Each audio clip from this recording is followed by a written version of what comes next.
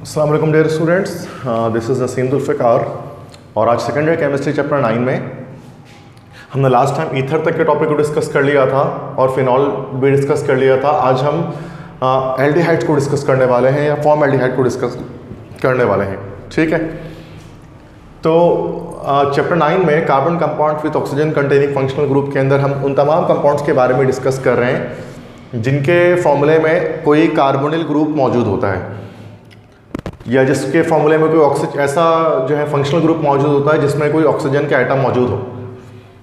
तो एक ग्रुप हमारे पास, इस लिहाज से हमारे पास कुछ कंपाउंड्स होते हैं जिनको हम कार्बोनिल कंपाउंड्स कहते हैं।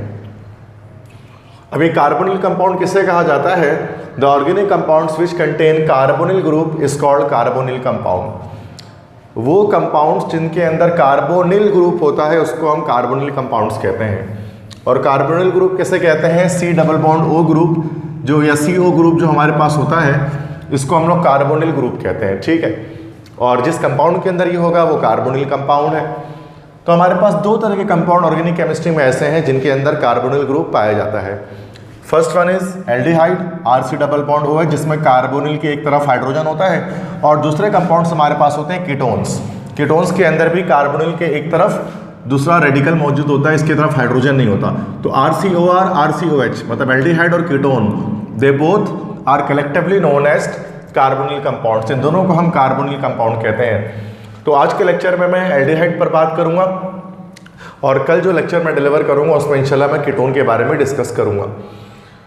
तो एल्डिहाइड जो कंपाउंड है, जो दो वर्ड से निकला है एल और डीहाइड। एल मतलब होता है अल्कोहल और डीहाइड को मतलब होता है डिहाइड्रोजनेटेड। क्योंकि जब अल्कोहल की डिहाइड्रोजनेशन की जाती है, जब अल्कोहल में से हम हाइड्रोजन को रिमूव करते हैं तो उस सूरत में क्या होता है, हमारे पास एल्डिहाइड मौजूद होता है। तो एल्डिहाइड का जो जनरल फार्मूला होता है वो RCOH है। कॉमन नेमिंग में अगर हम नोमेनक्लेचर करें तो उसको एल्काइल एल्डिहाइड के लिहाज से नाम लिखते हैं, और एल्काइल को हम ग्रीक नंबर सिस्टम में लिखते हैं, like form, acid, propion, butyr, valer, capro. एक कार्बन वाला एल्डिहाइड है तो फॉर्म एल्डिहाइड, दो कार्बन है तो एसिड एल्डिहाइड, तीन कार्बन है तो प्रोपायोन एल्डिहाइड, चार कार्बन है तो ब्यूटायर एल्डिहाइड, पांच कार्बन है तो वैलर एल्डिहाइड, छह कार्बन है तो कैप्रो एल्डिहाइड। और IUPAC नेमिंग में इसको हम कहते हैं अल्कानल। तो अल जो होता है वो उसका सफिक्स होता है, जैसे मिथानल, इथानल, प्रोपानल, ब्यूटानल, पेंटानल, हेक्सानल, इस तरह से चलता है ये। तो जो सबसे मोस्ट फेमस कंपाउंड है एल्डिहाइड ग्रुप का, वो उसका सिंपलेस्ट कंपाउंड है, that is called form aldehyde. और ये आपका इंपॉर्टेंट भी है चूंकि सिन बोर्ड के रिड्यूस सिलेबस के अंदर, कंडेंस सिलेबस के अंदर, स्मार्ट सिलेबस के अंदर इसको रिड्यूस नहीं किया गया है। तो ये टॉपिक आपके पास इंपॉर्टेंट होता है 2021 के एग्जाम्स के लिए। तो सबसे पहले इस फॉर्म एल्डिहाइड की इंट्रोडक्शन की बात करते हैं। तो इसका फॉर्मूला क्या होता है? CH2O। इसका फॉर्मूला और स्ट्रक्चर क्या होता है? कार्बोनिल के दोनों तरफ हाइड्रोजन मौजूद होता है। तो this is the structure of aldehyde, जिसमें आप देख सकते हैं कि एल्डिहाइडिक ग्रुप के एक तरफ जो है वो हमने हाइड्रोजन का इस्तेमाल किया है। तो एटलीस्ट एक कार्बन जिसके अंदर होता है फॉर्म एल्डिहाइड के अंदर ही, तो एक कार्बन वाला एल्डिहाइड कहलाता है फॉर्म एल्डिहाइड। कॉमन नेम इसको हम फॉर्म एल्डिहाइड कहेंगे, IUPAC में इसको हम कहेंगे मिथानल, क्योंकि there is only one carbon. तो अगर हम जनरल फॉर्मूले की बात करें तो एल्डिहाइड का होता है RC डबल बॉन्ड O और H, और यहाँ पर जो R होता है दैट इज CnH2n+1, और यहाँ पर N पे अगर आप 0 रख देंगे तो यहाँ पर हाइड्रोजन आ जाएगा। ठीक है, तो एटलीस्ट एक कार्बन जिसमें हो एल्डिहाइड है वो तो फॉर्म एल्डिहाइड है। उसके बाद बाकी H में आप चेंजिंग करते रहोगे, मिथाइल, इथाइल, प्रोपाइल, तो डिफरेंट तरह के एल्डिहाइड आपके बनते रहेंगे। तो प्रिपेयर किस तरह से किया जाता है? How form aldehyde is prepared in industries और in laboratory. So let's have the 3 discussions. तो 3 तरीके से इसको हम प्रिपेयर कर सकते हैं। सबसे पहले तरीका है डिहाइड्रोजनेशन ऑफ मिथानॉल। मिथानॉल के डिहाइड्रोजनेशन करके, मिथानॉल से मुराद क्या हो गया हमारे पास? मिथानॉल से मुराद हमारा मिथाइल अल्कोहल। मिथाइल अल्कोहल आपका जो है वो सिंपलेस्ट अल्कोहल जो होता है जिसका फॉर्मूला होता है CH3OH। तो मिथानॉल की डिहाइड्रोजनेशन करके, और डिहाइड्रोजनेशन आप जानते हैं, डिहाइड्रोजनेशन के मतलब होता है रिमूवल ऑफ हाइड्रोजन, हाइड्रोजन की रिमूवल। तो जैसे कि हम जानते हैं एल्डिहाइड का मतलब ही होता है कि जब अल्कोहल के डिहाइड्रोजनेटेड कर देंगे, उसमें से हाइड्रोजन रिमूव कर देंगे तब जाकर एल्डिहाइड बनेगा। तो ये मिथानल में से अगर आप हाइड्रोजन रिमूव करोगे तो वो मिथानल बन जाएगा, मिथानॉल की डिहाइड्रोजनेशन करने से। ये आपके पास CH3OH का स्ट्रक्चर दैट इज मिथानॉल, और आपने इसमें इस्तेमाल किया निकल कॉपर कपल जो हमारा डिहाइड्रोजनेशन कैटलिस्ट है। तो क्या होगा, यहाँ से एक हाइड्रोजन और यहाँ से एक हाइड्रोजन रिमूव हो जाएगा H2 की सूरत में, और कार्बन ऑक्सीजन के बीच में डबल बॉन्ड की फॉर्मेशन हो जाएगी, और आपके पास बन जाएगा आपका compound formaldehyde. Second process oxidation. First और सेकंड में ज़्यादा कोई फर्क नहीं है। ऑक्सीडेशन का मतलब ही रिमूवल ऑफ हाइड्रोजन ही होती है। बट डिहाइड्रोजनेशन जब हम करते हैं तो वहाँ क्या करते हैं, निकल कॉपर का couple as a dehydrogenation catalyst इस्तेमाल करते हैं। लेकिन जब हमें ऑक्सीडेशन करनी होती है तो ऑक्सीडेशन करने के लिए हम हाइड्रोजन को रिमूव करते हैं by the reaction of nascent oxygen. और ये नेसेंट ऑक्सीजन जो यहाँ पर आपके पास नेसेंट ऑक्सीजन है, ये नेसेंट ऑक्सीजन निकलेगा कहाँ से, it will be drive from an oxidising agent. और यह ऑक्सीडाइजिंग एजेंट इस्तेमाल कर रहे हैं potassium dichromate in the presence of sulphuric acid. तो ये पोटेशियम डाइक्रोमेट सल्फ्यूरिक एसिड के प्रेजेंस में क्या करता है, नेसेंट ऑक्सीजन को लिबरेट करता है। यही नेसेंट ऑक्सीजन इन दोनों हाइड्रोजन से रिएक्शन करके वाटर की सूरत में सेपरेट आउट हो जाते हैं और ऑक्सीजन कार्बन के बीच में डबल बॉन्ड की फॉर्मेशन हो जाती है स्टेबिलिटी गेन करने के लिए, और अगेन आपके पास फॉर्मल्डिहाइड बन जाता है। तो दोनों में सेम काम हुआ, हाइड्रोजन को ही रिमूव किया है मिथानॉल के अंदर से। तीसरा हमारे पास है dry distillation of calcium formate. तो dry distillation of calcium formate and this is also the industrial preparation of formaldehyde. Industry में इसी तरह से प्रिपेयर किया जाता है। कैल्शियम फॉर्मेट की जब हम बात करें तो कैल्शियम फॉर्मेट क्या होगा, HCOO तो आपका फॉर्मेट होता है और कैल्शियम लगा दिया आपने इसके साथ, और कैल्शियम की +2 वैलेंसी फॉर्मेट के नीचे आ गई। So this is calcium formate. इसकी ड्राई डिस्टिलेशन मतलब आप ये इसको डिस्ट्रक्टिव डिस्टिलेशन भी कह सकते हैं कि ये एक सॉलिड होता है कैल्शियम फॉर्मेट। इसको आप in the absence of oxygen आप इसको हीट करेंगे, कंबस्टन नहीं करानी, in the absence of oxygen आप इसको हाई टेम्परेचर पे हीट करेंगे तो क्या होगा कि ये मॉलिक्यूल डिकम्पोज हो जाएगा, इसकी थर्मल डिकम्पोजिशन हो जाएगी। जैसे ये मैंने आपको कैल्शियम फॉर्मेट का स्ट्रक्चर यहाँ बनाया, CaHCOO और CaHCOO, दो HCOO थे, यहाँ लगा दिया, यहाँ लगा दिया। और क्या होगा कि यहाँ पर जब इसको हाई टेम्परेचर पे हीट करेंगे in the absence of oxygen तो यहाँ से मॉलिक्यूल ब्रेक हो जाएगा। तो ये HC⋯OH ये फॉर्मल्डिहाइड बन जाएगा और CaC ऑक्सीजन 1 2 3 है, कैल्शियम कार्बोनेट ये आपके लाइम मिश्रण की सूरत में सेपरेट हो जाएगा। तो अगेन आपको यहाँ पर फॉर्मल्डिहाइड की फॉर्मेशन हो जाएगी। So these are the 3 procedures by which we can prepare methanol or methyl alcohol in laboratory and industry. Now let's discuss about the physical property of formaldehyde। तो हम इसके तबई खसूसियात को स्टडी करते हैं। अब सबसे पहली बात तो फॉर्मल्डिहाइड एक वाटर सॉल्युबल गैस है। गैस तो है लेकिन वाटर सॉल्युबल है ड्यू टू पोलर नेचर, चूँकि पोलरिटी पाई जाती है, यहाँ पर नेगेटिव है, यहाँ पर पॉजिटिव है। तो पोलर होने की वजह से क्या होता है, वाटर में सॉल्युबल होता है, पानी में हल हो जाता है। पानी में हल हो जाने वाली गैस है, ऑर्डिनरी कंडीशन पे ये एक गैस स्टेट रखती है। और उसके साथ साथ ये गैस जो है वो टॉक्सिक गैस भी है। टॉक्सिक मतलब एक जहरीली गैस है, एक पॉइजनस गैस है। और 40% एक्वस सोल्यूशन, अच्छा वाटर में हल हो जाता है, अगर इसका जो 40% एक्वस सोल्यूशन होता है उसको हम लोग कहते हैं फॉर्मलिन। उसको फॉर्मलिन कहा जाता है। इस फॉर्मलिन को कहाँ इस्तेमाल करते हैं, so I will tell you afterwards in my lecture in the uses section. So just 2 things you have to remember about the physical properties of formaldehyde. Next we are going to discuss about the chemical properties. Since there is a pi bond present in the formaldehyde, that's why it seems probable that it will be so much highly reactive due to the presence of pi bond, because the presence of pi bond shows that the molecule or the compound will be reactive, because pi bonds are the weaker bonds and which are broken easily. That's why they are very much unstable, so they are so much reactive in nature. तो chemical properties है काफ़ी सारी इसकी, ठीक है, formaldehyde की। और steric entrance भी नहीं, जो कि दोनों मॉलिक्यूल्स हाइड्रोजन के छोटे छोटे आइटम्स हैं, तो बल्कि मॉलिक्यूल भी नहीं है जो कि इस पाई बॉन्ड की बॉडीगार्ड बन के यहाँ पर बैठा रहे, तो इजीली रिएक्शन बहुत सारे कर सकता है ये। तो सबसे पहले हम ऑक्सीडेशन देखते हैं। ऑक्सीडेशन मतलब एडिशन ऑफ ऑक्सीजन, ठीक है। अच्छा, यहाँ पर हम रिमूवल ऑफ हाइड्रोजन नहीं कहेंगे, बिकॉज स्रोत में क्या होगा, जब ये 2 हाइड्रोजन निकल जाएगा तो मॉलिक्यूल अनस्टेबल हो जाएगा, ठीक है। तो इसके लिए हम बजाय ऑक्सीडेशन में हम यहाँ पर कह देंगे कि बजाय रिमूवल ऑफ हाइड्रोजन होने के एडिशन ऑफ ऑक्सीजन हो रही है। तो क्या होगा, यहाँ से जब हम ऑक्सीजन इसमें ऐड करेंगे तो इस ऑक्सीजन के हाइड्रोजन के साथ जाकर यहाँ ऑक्सीजन ऐड हो जाएगा, nascent oxygen in the presence of oxidising agent that is potassium dichromate aqueous.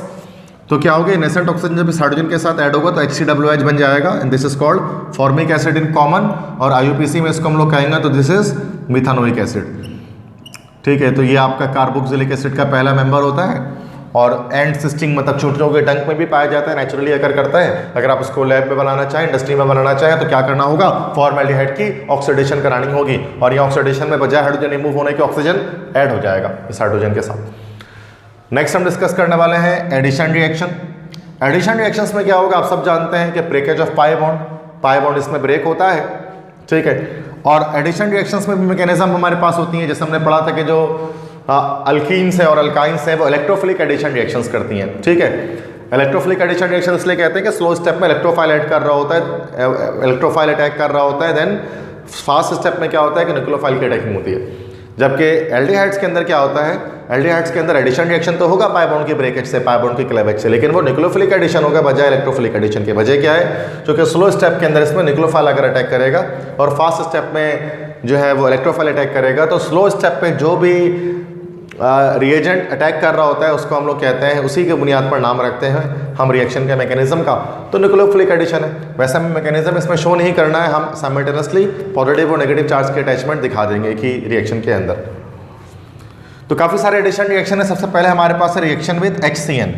HCN is called hydrogen cyanide, जैसे को हम हाइड्रोसाइनिक एसिड भी कह सकते हैं। एसिडिक नेचर रखता है, H+ और Cl- में ब्रेक हो जाता है।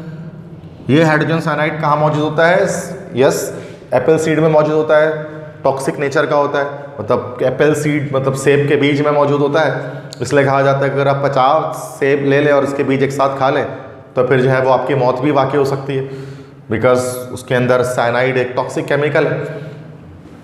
तो यही साइनाइड टॉक्सिक केमिकल है जो कि हाइड्रोजन साइनाइड गैस है, जिसको हिटलर ने वर्ल्ड वॉर 2 में जो है वो होलोकास्ट के दौरान यहूदियों को मारने के लिए इस्तेमाल किया था गैस चैम्बर्स के अंदर, उनके एक्सटर्मिनेशन कैंप्स में।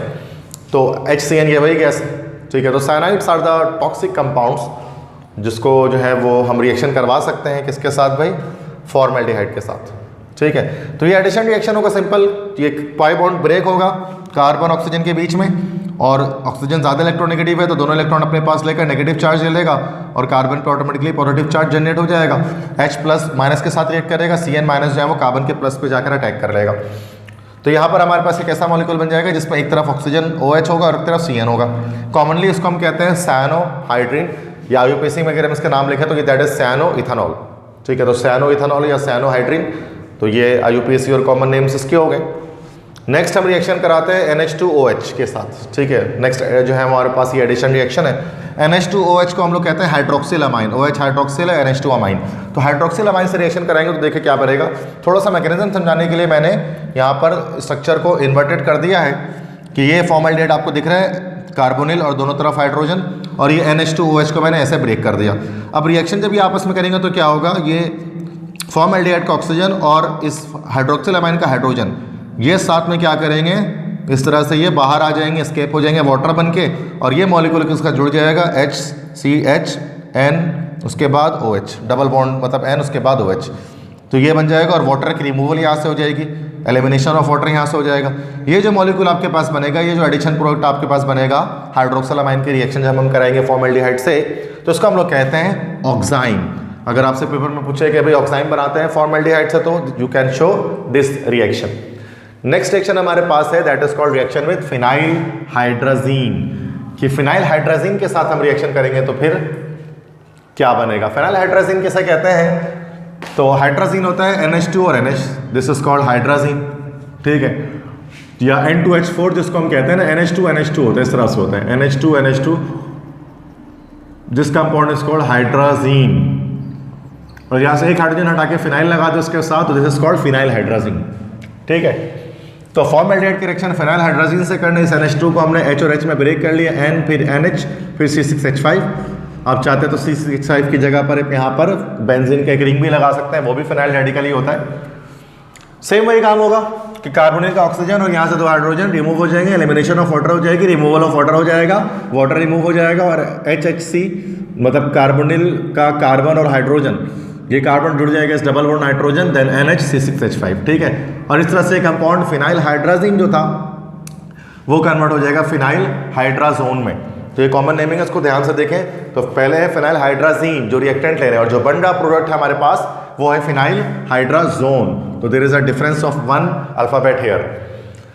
तो नेक्स्ट उसके बाद एडिशन रिएक्शन अगला है रिएक्शन विद इथानॉल। इथानॉल या इथाइल अल्कोहल के साथ रिएक्शन करते हैं, दैट इज C2H5OH के साथ अब रिएक्शन करते हैं, तो देखते हैं क्या बनता है।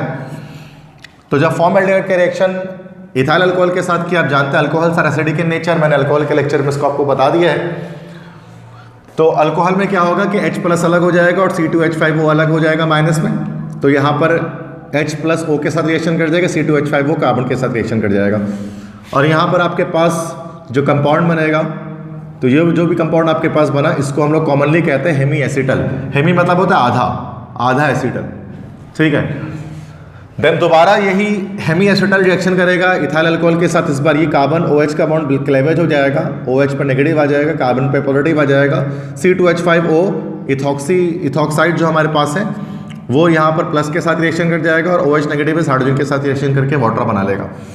तो क्या होगा कि वाटर जो है वो तो सेपरेट आउट हो जाएगा प्लस H2O, और इसमें मॉलिक्यूल में OH की जगह पर OC2H5 आ जाएगा। तो ऊपर भी OC2H5 आ जाएगा, नीचे भी OC2H5 हो जाएगा।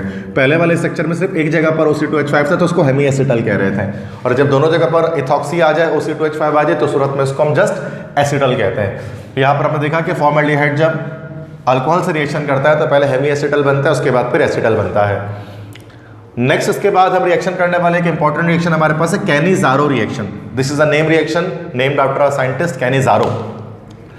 कैनिज़ारो रिएक्शन को हम सेल्फ ऑक्सीडेशन रिडक्शन रिएक्शन भी कहते हैं, क्योंकि इसमें एक ही रिएक्शन के अंदर एल्डिहाइड का मॉलिक्यूल ऑक्सीडाइज भी होगा, रिड्यूस भी होगा, इसलिए हम इसको सेल्फ ऑक्सीडेशन रिडक्शन रिएक्शन कहते हैं। और ये होता कब है कि जब भी आपका फॉर्मेल्डिहाइड रिएक्शन करता है सोडियम हाइड्रोक्साइड के साथ स्ट्रॉन्ग बेस के साथ, तब जाकर। अच्छा, कैनिज़ारो रिएक्शन के साथ रिलेटेड एक और रिएक्शन होता है जिसको हम लोग कहते हैं aldol condensation. Aldol condensation that is aldehyde and alcohol condensation. ये उस सूरत में होता है, ऐसे एल्डिहाइड के साथ हो सकता है जिनके पास अल्फा हाइड्रोजन मौजूद हो। अल्फा हाइड्रोजन किसे कहते हैं? देखो बच्चे, ये हमारे पास है फंक्शनल ग्रुप का कार्बन, और फंक्शनल ग्रुप के साथ ही दिस इज फंक्शनल ग्रुप, और फंक्शनल ग्रुप के साथ जो कार्बन अटैच होता है उसको अल्फा कार्बन कहते हैं, और उसके साथ जो हाइड्रोजन होता है वो अल्फा हाइड्रोजन होता है। अब यहाँ पर फंक्शनल ग्रुप के साथ दूसरा कोई कार्बन अटैच नहीं है, इसके मतलब there is an absence of alpha carbon, और जब अल्फा कार्बन एब्सेंट है तो अल्फा हाइड्रोजन भी एब्सेंट होगा, और अल्फा हाइड्रोजन के एब्सेंट होने की वजह से जब भी फॉर्मेल्डिहाइड रिएक्शन करता है NaOH के साथ तो सूरत में वो कैनिज़ारो करता है। यही अगर आप एसिटाल्डिहाइड की बात कर लो बच्चों, लेट्स हियर से इट एसिटाल्डिहाइड, यहाँ पर अल्फा कार्बन भी है, अल्फा हाइड्रोजन भी है, तो एसिटाल्डिहाइड के रिएक्शन जब आप NaOH से कराओगे, स्ट्रॉन्ग बेस से कराओगे, तो सूरत में वो एल्डोल कंडेंसेशन को अंडरगो करेगा, और अगर आप फॉर्मेल्डिहाइड का रिएक्शन NaOH से कराओगे तो फिर वो सूरत में कैनिज़ारो रिएक्शन करेगा, जिसमें सेल्फ ऑक्सीडेशन रिडक्शन रिएक्शन होगी, जिसमें एक ही रिएक्शन के अंदर एल्डिहाइड का मॉलिक्यूल ऑक्साइडाइज रिड्यूस दोनों होगा।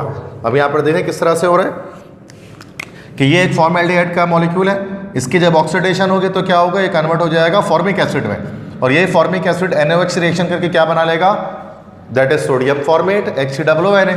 तो यहाँ पर ऑक्सीडेशन दिख गई आपको, और जब ये रिड्यूस होगा तो क्या होगा, इसमें दो हाइड्रोजन ऐड हो जाएगा, ये पाई बॉन्ड टूटेगा, एक हाइड्रोजन ऊपर एक हाइड्रोजन नीचे आ जाएगा, तो मिथानॉल की फॉर्मेशन हो जाएगी। तो यहाँ पर आपको ये दिख रहा है कि जब सोडियम फॉर्मेट बना तो उस सूरत में मॉलिक्यूल की क्या हो गई, फॉर्मेल्डिहाइड की ऑक्सीडेशन, एक मॉलिक्यूल की, दो मॉलिक्यूल लेंगे तो दूसरा मॉलिक्यूल जब वो किसमें, मिथानॉल में कन्वर्ट हो गया, तो उसका मतलब क्या हो गया कि इसमें हाइड्रोजन चूंकि ऐड हुआ तो उसमें रिडक्शन हो गई। तो एक ही मॉलिक्यूल ऑक्सीडाइज भी हो रहा है, रिड्यूस भी हो रहा है, इसी को कहा जाता है कैनिज़ारो रिएक्शन। ठीक है भाई, क्लियर। नेक्स्ट रिएक्शन देखते हैं, reduction, that is addition of hydrogen. Simple कि जब आपने निकल कैटलिस्ट के प्रेजेंस में हाई टेम्परेचर पर हाइड्रोजन ऐड किया तो पाई बॉन्ड टूटेगा, एक हाइड्रोजन ऊपर एक हाइड्रोजन नीचे जाकर ऐड हो जाएगा, मिथानॉल की फॉर्मेशन हो जाएगी। तो यही रिडक्शन आप कैटालाइटिक रिडक्शन भी कर सकते हैं। यहाँ पर मैंने कैटालाइटिक रिडक्शन की है, आपकी सेकेंड ईयर के सिंटेक्स बुक बोर्ड की बुक के अंदर नेसेंट ऑक्सीजन से रिएक्शन करा, नेसेंट हाइड्रोजन से रिएक्शन करा दिया गया है। उस केस में एरो के ऊपर हम नेसेंट हाइड्रोजन का सोर्स लिख लेंगे, जैसे कि जिंक /HCl लिख लें या सोडियम /इथाइल अल्कोहल लिख लें, जिस तरह से H+ मतलब हाइड्रोजन निकल सकता है उसके अंदर से। तो ये रिडक्शन का टॉपिक मैंने डिटेल में जो है वो चैप्टर 7 के अंदर डिस्कस किया है, जब मैं मीथेन और इथेन की फॉर्मेशन बता रहा था, तो वहाँ पर भी आप लेक्चर में जाकर वॉच कर सकते हैं, देख सकते हैं। नेक्स्ट रिएक्शन है पोलीमराइजेशन, या टू बी मोर एग्जैक्ट अगर मैं कहूँ तो ट्राइमराइजेशन। ट्राइमराइजेशन इससे पहले हमने देखी है वो इथाइन की ट्राइमराइजेशन करके हमने बेंजीन बनाया था। ट्राइमराइजेशन किसे कहते हैं कि 3 मोनोमर जब आसपास से मिल जाते हैं तो उसको हम ट्राइमराइजेशन कहते हैं। तो अगर हम फॉर्मेल्डिहाइड के 3 मॉलिक्यूल्स अगर ले लें, this is the first molecule, C double bond हो, उसके बाद कार्बन के दोनों तरफ हाइड्रोजन, कार्बोनिल कार्बन के दोनों तरफ हाइड्रोजन, और कार्बोनिल कार्बन के दोनों तरफ हाइड्रोजन। तो ये आपको 3 फॉर्मेल्डिहाइड के मॉलिक्यूल दिख रहे हैं। तो क्या होगा, ये अपने अपने पाई बॉन्ड को ब्रेक करेंगे और हर कार्बन ऑक्सीजन के साथ जुड़ जाएगा सिंगल कोवेलेंट बॉन्ड से, तो आपके पास इस तरह के एक मॉलिक्यूल की फॉर्मेशन हो जाएगी। ये एक ट्राइमर बन गया। This is actually a trimer of formaldehyde. यह फॉर्मल्डिहाइड का ट्राइमर है और इसको हम लोग कहते हैं metaformaldehyde. So metaformaldehyde is actually a trimer of formaldehyde. So these are the reactions. तो सबसे पहले तो हमने कुछ रिएक्शंस यहाँ पर देखे। तो फॉर्मल्डिहाइड मुख्तलिफ तरह की रिएक्शंस करता है due to the presence of a pi bond in it. तो अब आगे नेक्स्ट लेक्चर्स की तरफ बढ़ते हैं हम। ओके स्टूडेंट्स, तो नेक्स्ट हमारे पास जो टॉपिक है दैट इज नेक्स्ट रिएक्शन है फॉर्मल्डिहाइड का, वो हमारे पास है Fehling solution test. Fehling solution test किसे कहते हैं? फेलिंग नाम है एक साइंटिस्ट का। तो फेलिंग सोल्यूशन के साथ रिएक्शन करेंगे और this is actually a distinguished test between aldehyde and ketone. ये फर्स्ट डिस्टिंग्विश्ड टेस्ट है एल्डिहाइड और कीटोन के बीच में कि केमिकल टेस्ट किस तरह से हम केमिकली डिस्टिंग्विश करेंगे एल्डिहाइड और कीटोन को। तो सेकेंड ईयर के अंदर भी हम ये काम करते हैं प्रैक्टिकल्स के अंदर। जब हम बायोकेमिकल टेस्ट करते हैं तो वहाँ पर ग्लूकोज और हमें जो है फ्रक्टोज के बीच का फ़र्क करना पड़ता है। ग्लूकोज एक एल्डोज शुगर होता है, एल्डिहाइडिक ग्रुप होता है, जबकि फ्रक्टोज एक कीटोज शुगर होता है, कीटोनिक ग्रुप होता है। तो हमें लैब में परफॉर्मेंस करके बताना होता है कि ये जो हमें शुगर दिया गया है वो रिड्यूसिंग शुगर है कि नॉन रिड्यूसिंग शुगर है, मतलब ग्लूकोज है क्या फ्रक्टोज है, एल्डिहाइड ग्रुप वाला है कि कीटोनिक ग्रुप वाला है। तो उसके लिए हम वहाँ पर फेलिंग सोल्यूशन टेस्ट या टोलेंस रीजन टेस्ट में से कोई एक टेस्ट करके शो करते हैं। ठीक है, प्रैक्टिकल्स में सेकेंडरी की बात कर रहा हूँ। तो यहाँ पर फेलिंग सोल्यूशन किसे कहते हैं? Fehling solution actually it is two types of solution mixed with each other. एक होता है फेलिंग ए और एक होता है Fehling B. Fehling A blue colour का होता है, असल में वो क्यूप्रिक हाइड्रोक्साइड होता है CuOH ट्वाइस, और फेलिंग बी जो होता है वो आपका NaOH सोडियम हाइड्रोक्साइड का एक्वस सोल्यूशन बना हुआ होता है। दोनों को मिक्स कर दें तो बन जाता है फेलिंग सोल्यूशन। ये दोनों का कॉम्बिनेशन कहलाता है फेलिंग सोल्यूशन। जब इसको फॉर्मल्डिहाइड के अंदर हम डालेंगे तो अब क्या होगा बच्चों कि यहाँ पर ये क्यूप्रिक हाइड्रोक्साइड है, ये हो जाएगा आपका रिड्यूस और ये हो जाएगा आपको ऑक्सीडाइज। जब यही आपका जो ये फॉर्मल्डिहाइड है, जब ये ऑक्सीडाइज होगा तो पहले तो बनेगा क्या? Formic acid. यही फॉर्मिक एसिड रिएक्शन कर जाएगा बेस के साथ NaOH के साथ, तो बन जाएगा sodium format HCOONA। Sodium format तो सॉल्ट और उसके साथ वाटर लिबरेट हो जाएगा और साथ में कॉपर हाइड्रोक्साइड की क्या हो जाएगी? रिडक्शन हो जाएगी। यहाँ पर CuOH ट्वाइस रिड्यूस हो जाएगा। यहाँ कॉपर की वैलेंसी आप देख सकते हैं कि +2 है, +2 क्यूप्रिक आयंस का कलर हमेशा जो है वो ब्लू ही होता है, इसलिए ब्लू कलर का सोल्यूशन है, जिससे कॉपर सल्फेट भी ब्लू होता है। और जब इसकी हम यहाँ पर जब इसकी रिडक्शन हो जाएगी तो कॉपर की वैलेंसी +1 हो जाएगी और वो बन जाएगा क्यूप्रस ऑक्साइड Cu2O। और कॉपर जब +1 वैलेंसी रखता है तो वो रेडिश ब्राउन कलर का PPT बन जाता है। तो क्या करना होता है? सिंपल, यहाँ थोड़ा सा वार्म भी करते हैं कि आपको टेस्ट ट्यूब लेना है और उस टेस्ट ट्यूब के अंदर आपको डालना है पहले तो आप कोई एल्डिहाइड का बेस्ड कोई भी कंपाउंड आप डाल दो, देन उस पर आप पहले फेलिंग ए डालो, मतलब क्यूप्रिक हाइड्रोक्साइड जो ब्लू कलर का है, और NaOH डालो। उसके बाद उसको वार्म करो। वार्म करने के बाद आपको थोड़ी देर के बाद ही आपको ऑब्जर्व होगा कि जो कलर है टेस्ट ट्यूब के अंदर सॉल्यूशन का वो क्या हो गया है? वो ब्लू से वो रेडिश ब्राउन PPT में कन्वर्ट हो चुका है, जिससे ये साबित होता है कि इसके अंदर यकीनन कोई ना कोई एल्डिहाइडिक ग्रुप था जिसने इसको रिड्यूस कर दिया है। ठीक है, अब यही रिएक्शन, तो this is the positive test. ये पॉजिटिव टेस्ट आ गया और कॉपर +1 रिड्यूस हो गया कॉपर +1 आयन में, या क्यूप्रिक आयंस रिड्यूस हो गया क्यूप्रस आयंस के अंदर। ठीक है, सेकंड, अगर आपके पास अगर कीटोनिक ग्रुप मौजूद होता, अगर आपके पास कीटोन होता है, जैसे कि मैंने सिंपलेस्ट कीटोन आपको लिया है डाइमिथाइल कीटोन या प्रोपानोन या एसीटोन, 2-प्रोपानोन, कुछ भी आप इसको कहते हैं। तो जब आपने इसको एसीटोन को लिया या प्रोपानोन को लिया और इसका रिएक्शन आपने फेलिंग बी के साथ कराया, तो सिंस यहाँ पर क्या है कि दोनों तरफ स्टेरिक एंट्रेंस काफ़ी ज़्यादा है, यहाँ पे भी स्टेरिक एंट्रेंस ज़्यादा है, यहाँ पर भी स्टेरिक एंट्रेंस ज़्यादा है, बल्कि मॉलिक्यूलर रेडिकल अटैचमेंट किया हुआ है, तो यहाँ पर ये रिएक्शन नहीं कर पाएगा इसके साथ, तो कोई रेडिश ब्राउन PPT अपीयर नहीं होगी। इससे ये साबित होगा कि ये नेगेटिव टेस्ट है। तो कीटोन फेलिंग सोल्यूशन टेस्ट हमेशा नेगेटिव देता है और ये एल्डिहाइड हमेशा पॉजिटिव देता है। तो that's why it is called the distinguished test between aldehyde and ketone. The next is Tollens reagent test, जिसको हम सिल्वरिंग ऑफ मिरर भी कह रहे होते हैं। ये टॉपिक आपके प्रैक्टिकल में भी है, चैप्टर 10 में भी आएगा, चैप्टर 9 में भी है, तो काफ़ी जगहों पर ये चैप्टर 5 में भी है, तो काफ़ी जगहों पर ये टॉपिक आपका मौजूद है। सिल्वरिंग ऑफ मिरर, आईना बनाने का तरीका। पुराने वक्तों में, पुराने ज़माने में जो आईना या मिरर बनाया जाता था, तो वो एक बहुत मुश्किल प्रोसेस से बनाया जाता था। जाबिर बिन हयान ने उस प्रोसेस उसको डिस्कवर किया था, दैट इज़ एमलगमेशन। एमलगमेशन में क्या होता था? मरकरी जो था ना, उसका एमलगम बनाकर जो है वो उसको क्या करते थे कि वो शीशे पर, ग्लास पर चिपका दिया करते थे। And it was a very much expensive process. अच्छा, उससे पहले तो फिर जो है वो आईने में अक्स देखकर, मतलब सॉरी कि एक वो बाल्टी ले लिया, उसके अंदर पानी डालकर उसमें अक्स देखकर जो है वो चेहरा दिखा करते थे रिफ्लेक्शन की वजह से। देन एमलगमेशन प्रोसेस आया। उसके बाद लाइबिग नाम के एक साइंटिस्ट ने सिल्वरिंग ऑफ मिरर के थ्रू से बताया, जो सस्ता तरीका था जिससे दुनिया भर में अब आईने बनाए जाते हैं या शीशे पर सिल्वरिंग की जाती है।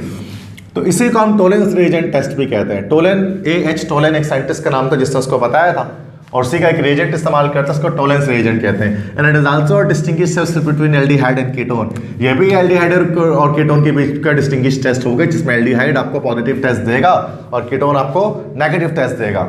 ठीक है, तो सबसे पहले तो हमें यहाँ पर ये देखना पड़ता है प्रिपरेशन ऑफ टोलेंस रिएजेंट। ये टोलेंस एजेंट होता क्या है और कैसे बनाया जाता है।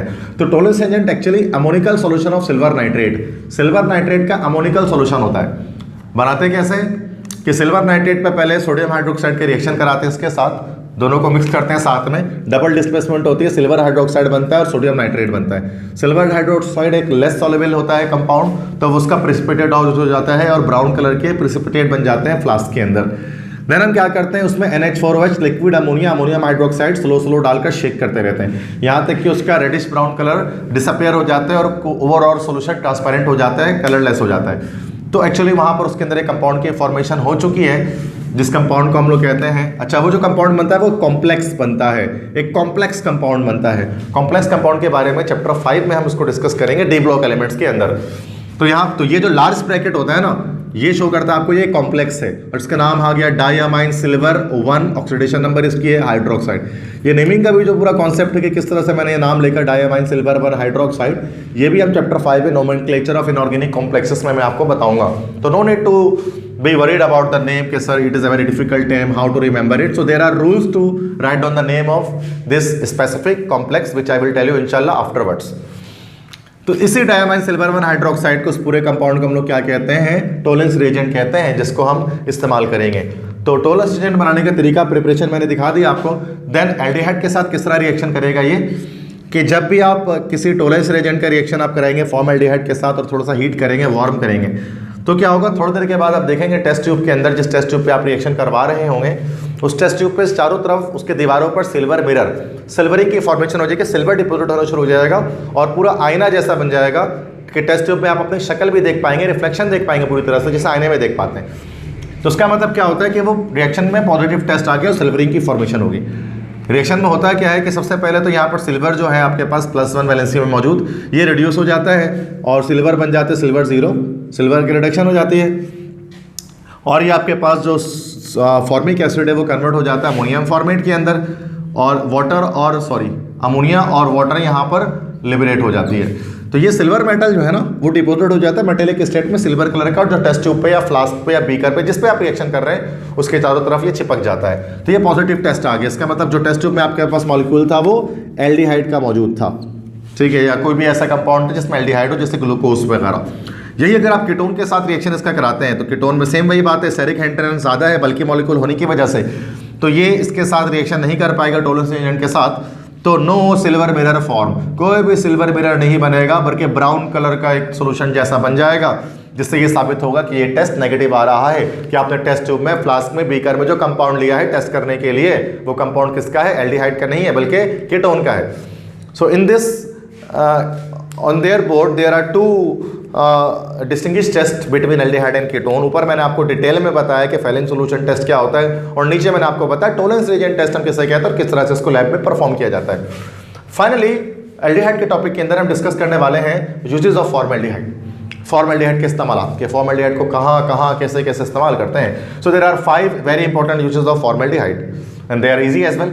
तो फॉर्मलिन, अब इससे पहले मैंने आपको बताया था फिजिकल प्रॉपर्टीज के अंदर पिछली बोर्ड में कि फॉर्मलिन क्या होता है, 40% एक्वा सोल्यूशन ऑफ फॉर्मल्डिहाइड। तो उसको हम इस्तेमाल किस लिए करते हैं, as a preservative for biological specimen, biological specimen को महफूज करने के लिए। जैसे आपने नॉर्मली देखा होगा बायोलॉजिकल लैब वगैरह में जो फ्रॉग के डाइसेक्टेड जो डाइजेस्टिव सिस्टम, रेस्पिरेटरी सिस्टम और डिफरेंट उनके जो है वो कह लो के जो बॉडी ऑर्गन्स हैं, जो बॉडी सिस्टम्स हैं, वो किसी जार के अंदर रखे होते हैं और एक लंबे अरसे तक वो सलामत रहते हैं। मतलब जब आप क्लास 5 में थे तब भी आपको वैसे दिख रहा था, मैट्रिक करके निकल गए तब भी वैसे दिख रहा है।